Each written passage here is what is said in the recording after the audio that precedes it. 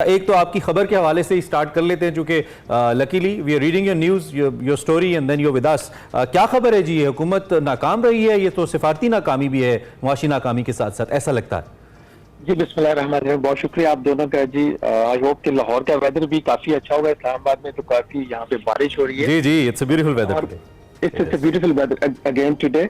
देखिए, ये कोई मेरी एक्सक्लूसिव स्टोरी नहीं है कि 9 अरब डॉलर के जो इन्होंने रोल ओवर्स लेने थे वो इनको नहीं मिले। ये मिनिस्ट्री ऑफ इकोनॉमिक अफेयर्स ने एक बाकायदा मंथली रिपोर्ट जारी करती है। उस रिपोर्ट के अंदर ये लिखा हुआ है कि जो 9 अरब डॉलर के रोल ओवर्स पाकिस्तान को चाहिए, उसके अगेंस्ट उन्होंने डिसबर्समेंट दिखाई हुई है, वो जीरो दिखाई हुई है। अच्छा। इसी तरीके से 4 अरब डॉलर का जो कमर्शियल कर्जा है चाइना से लिया हुआ है, उसकी भी IMF कमिटमेंट मांग रहा है चाइना से कि अगर चाइना कमिट करेगा कि वो इसको एक्सटेंड कर देंगे और वापस नहीं लेंगे तो फिर वो प्रोग्राम की तरफ बढ़ेंगे। लेकिन वो भी वहां उसके अगेंस्ट भी जो डिसबर्समेंट्स है वो नील है। यही वजह है कि आपने देखा कि 30 अगस्त को आज के दिन IMF ने जो पाकिस्तान का जो लोन प्रोग्राम था उसकी मंजूरी देनी थी, वो डेफर कर दिया इनडेफिनेटली। और ना तो IMF ने अभी तक कोई उसकी डेट दी है और ना ही फाइनेंस मिनिस्टर कोई तारीख दे पाए हैं। ऑल्दो वो कह रहे हैं कि सितंबर में इसकी जो मंजूरी है वो हो जाएगी।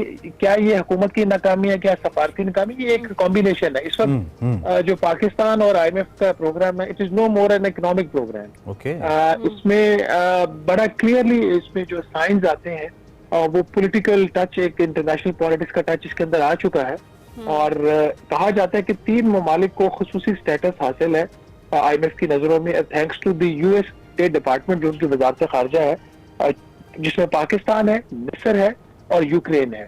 इन तीनों ममालिक को जो कर्ज प्रोग्राम मिलता है उसमें मेरिट कम प्ले करता है रोल, और जो ओवरऑल जो US की जो फॉरेन पॉलिसी प्रायोरिटीज होती हैं उसका एक इसके अंदर एक अहम अंसर होता है। अच्छा, ये शहबाज राना, ये जो रोल ओवर के हवाले से हम बात कर रहे हैं, चले अमेरिका से तो हमारे ताल्लुकात इसी बेस पे चलते हैं सिंस मिड 80s, जब से हम अफगान वॉर में गए और फिर दीगर फेजेस 9/11 एंड ऑल दैट आते रहे। बहुत सारे ऐसे हमारे सर मोरी के लम्हात आए बिटवीन पाकिस्तान एंड अमेरिका। बहुत सारी शख्सियात भी कॉन्फ्लिक्ट का बाइस रही। उस जानिब जाए बगैर ये जो चाइना है या सऊदी अरेबिया है या एमिरेट्स है, ये तो हमारे बड़े ज़बरदस्त साथी हैं। हमने तो बहुत मौक़ों पर बड़ी कलीदी सपोर्ट इन ममालिक को दी है इनके क्रूशल टाइम्स के ऊपर। और चाइना के साथ भी हमारे बड़े अच्छे स्ट्रेटेजिक ताल्लुकात है। चाइना के अपने इंटरेस्ट हैं हमारे साथ, seeing the condition between him and India. तो इसके बावजूद हम ये नहीं करवा पा रहे, इसकी क्या वजह है? क्या हमारा फॉरेन ऑफिस एक्टिव नहीं है, आपको इस वक्त नजर आता है?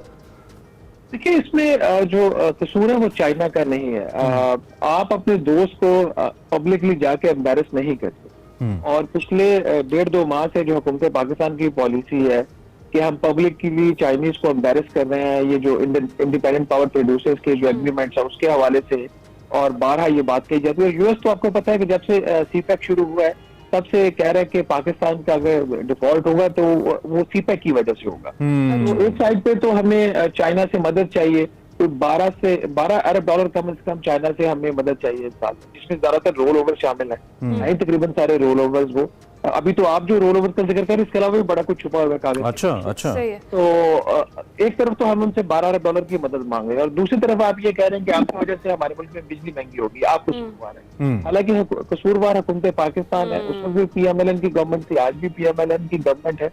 और एक बड़ी ही बदकिस्मती की बात है कि हम पूरे हकायक अवाम को नहीं बता पाते। अगर हमारे जो एंकर पर्सन भी वो इतना फोकस नहीं इन इश्यूज के ऊपर कर रहे, अगर अब चाइनीज पावर प्लांट्स को उनके जो कॉन्ट्रैक्ट है उसको रीओपन करें तो कहा यह जाता है कि 3 से 4 रुपए फी यूनिट बिजली की कीमत में कमी होगी। अब एक साइड को यहाँ पे इसको छोड़ दे, दूसरी साइड पे आ जाए। इस वक्त जो नेपरा ने एवरेज टैरिफ पाकिस्तान का डिटरमिन किया वो 33 रुपए फी यूनिट है, जबकि 700 यूनिट जिसकी ज्यादा मंथली कंजप्शन है उसके लिए टैरिफ 49 रुपए क्यों है? ये 49 क्यों है? कभी किसी ने पूछा? ये इसलिए है कि हुकूमत पाकिस्तान जबरदस्ती हर वो सारिफ जिसकी माहाना कंजम्पशन 300 यूनिट से ज्यादा, उसे जबरदस्ती कोई 12 रुपए से लेकर 16 रुपए तक सब्सिडी उसकी जेब से निकालकर वो कंज्यूमर्स जो 300 यूनिट से नीचे उनको वो सब्सिडी दे रही है। 300 बेनिफिट तो 3-4 रुपए के लिए आपने शो डाला हुआ है पूरे मुल्क के अंदर।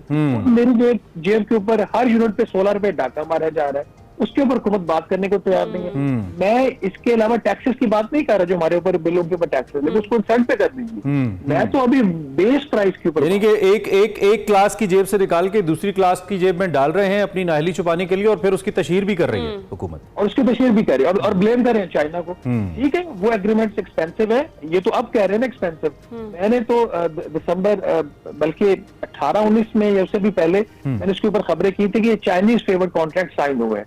उस हमें कहा जाता है कि ये लोग जो है ये सीपे के अगेंस्ट हैं, इनको मुल्की मफादात का इनको ख्याल नहीं है। आज वही हुकूमत, जब हम कह रहे थे ये कर्जा आपको ले डूबेगा, आज वही हुकूमत उनकी चाइना की मिन्नतें कर रही है कि इस कर्ज को एक्सटेंड कर दो। तो मीडिया को इनको एक पर्सपेक्टिवली और प्रोग्रेसिव उन चीजों को लेना चाहिए बजाय के किसी को टारगेट किया जाए। शहबाज राना साहब, जो अभी हम बात कर रहे थे IMF पैकेज की, जो मौखर हुआ है, वजह चाहे उसकी कुछ भी हो, अगर इसमें मजीद ताखीर होती है, आपके ख्याल है कि मजीद जो पेचीदगियाँ हैं वो बढ़ जाएंगी? अभी कंफर्म नहीं बताया जा रहा, आपने कहा सितंबर में मे भी हो जाए, इस हवाले से कोई गारंटी भी नहीं है, तो आगे मजीद पेचीदगियाँ इससे बढ़ेंगी? देखिए, इसके हवाले से कुछ डेवलपमेंट आइंदा चंद दिनों में होने वाली है। आई हैव सम इंफॉर्मेशन, लेकिन अभी मैं उस पर काम करूँ, प्रीमेच्योर है डिस्क्लोज करना। अभी हतमी तौर पर नहीं कहा जा सकता कि सितंबर में होगा या नहीं होगा, दोनों ऑप्शन है। तो फॉर नाउ जो फाइनेंस मिनिस्टर ने कहा है उनकी फेस वैल्यू पे मैं लूंगा कि सितंबर में हो जाएगा, लेकिन दिस इज नॉट फाइनल। सही है। और ये जो मूडीज की रेटिंग जो हमारी बेहतर हुई है, उस पर वज़ीर आज़म साहब कह रहे हैं कि आलमी सतह पर हुकूमत की जो मुआशी पॉलिसीज हैं उनके दुरुस्त होने का जो एतराफ़ है, इज इट सो? देखिए, वो मुझे शाहरुख खान को फिल्म का आपको डायलॉग तो याद होगा ना कि बड़े बड़े शहरों में छोटी छोटी बातें होती रहे। हमारे वज़ीर आज़म, बड़े मुल्क के वज़ीर आज़म छोटी छोटी बातों पर, असल में शहबाज भाई, बड़े बड़े शहरों में छोटी बातें मैटर नहीं करती, बड़े बड़े लोगों से छोटी बातें हर्ट करती हैं। अब इसकी थोड़ी सी टिकट सुन लीजिए। इसमें कोई शक, अच्छा पहले तो ये बात की ये रेटिंग एजेंसी की कि ये सारा माजरा क्या, ये होता है। ये दुनिया की 3 बड़ी इंटरनेशनल क्रेडिट रेटिंग एजेंसीज है, एक मूडीज है, एक स्टैंडर्ड एंड पुअर्स और एक फिच है। ये दुनिया के जो ममालिक हैं उनके जो कर्जे होते हैं उसकी एक रेटिंग असाइन करते हैं। जो उस रेटिंग के बेस पे जब वो मुल्क किसी आलमी मार्केट में जाता है या किसी कमर्शियल बैंक से कर्जा लेता है, तो उसका जो इंटरेस्ट रेट है वो डिटरमिन होता है कि इसको कितना इंटरेस्ट है, इसको ज्यादा चार्ज करो अगर इसका कर्जा ठीक नहीं है, उसकी हैसियत वो डिफॉल्ट कर सकता है, डिफॉल्ट का रिस्क है, और या उसकी जो रेटिंग है अगर उसकी वो ठीक है तो उसका इंटरेस्ट रेट कम हो जाता है।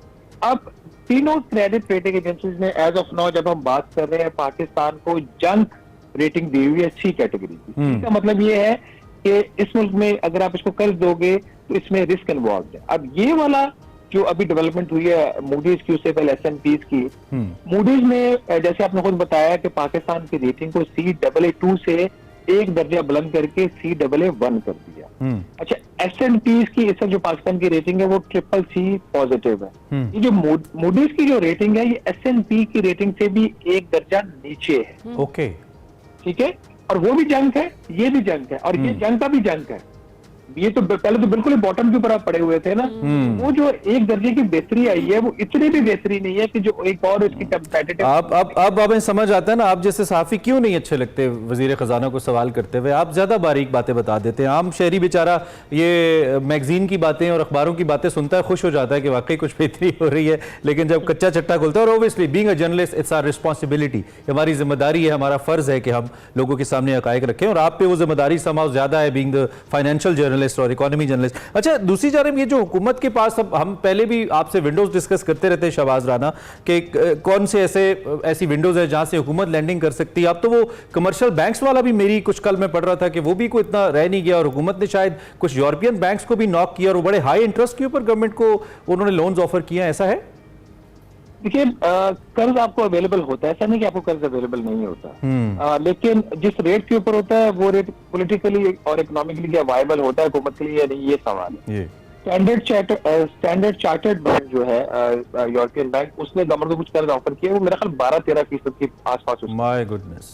अच्छा, अब ये डॉलर टर्म्स की बात हो रही है, रुपए की बात नहीं हो रही है। उसके बाद ये जो हमारे 2 गल्फ के बैंक हैं, दुबई इस्लामिक बैंक और मशरक बैंक, इनसे हुकूमत की बात चल रही है। वहां पे भी रेट का भी मसला है और अमाउंट का भी मसला है। तो जो इस वक्त दुनिया है वो इस तरफ देख रही है, क्योंकि हम टेक्निकली हम डिफॉल्ट की पोजीशन में हैं, ठीक है, क्योंकि हम जब आप किसी मुल्क के पास रोल ओवर करवाने जाते हो तो इसका मतलब आप नहीं अदायगी, पैसे नहीं है आपके पास। यस, तो इसलिए तो वो फिर ये जो कमर्शियल बैंक्स भी हैं और इंटरनेशनल कैपिटल मार्केट्स भी हैं वो आईएमएफ की तरफ देख रही हैं। Okay. आईएमएफ वापस गवर्नमेंट को कह रहा है कि आप जो आपके पास और जो अपना फाइनेंसिंग गैप है वो पूरा करके लाओ। ठीक, तो ये एग एंड चिकन वाली जो एक स्टोरी है ना वो चल रही है। वो चल रही है।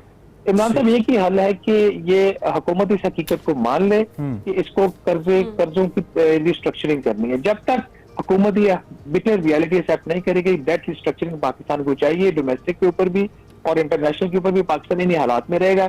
छोटी छोटी खुशियां होंगी और उसके ऊपर बड़ी बड़ी मुबारकबाद। बड़ी बड़ी मुबारकबादें और बड़ी बड़ी प्रेस कॉन्फ्रेंसेस। ठीक है, thank you very much Shahbaz Rana sahab for your precious time, for being with us. आपने हमें आगाह किया इस वक्त इकॉनमी की क्या सूरत है, जो कि ऑब्वियसली बहुत अच्छी नहीं है। हमने आप तक ताज़ा तरीन और क्या कहना चाहिए सबसे मोतबर तरीन इन्फॉर्मेशन आप तक पहुँचाई है। अल्लाह करे हालात बेहतर हो, लेकिन फिल वक्त इम्कानात नहीं है, नजर भी नहीं आ रहा।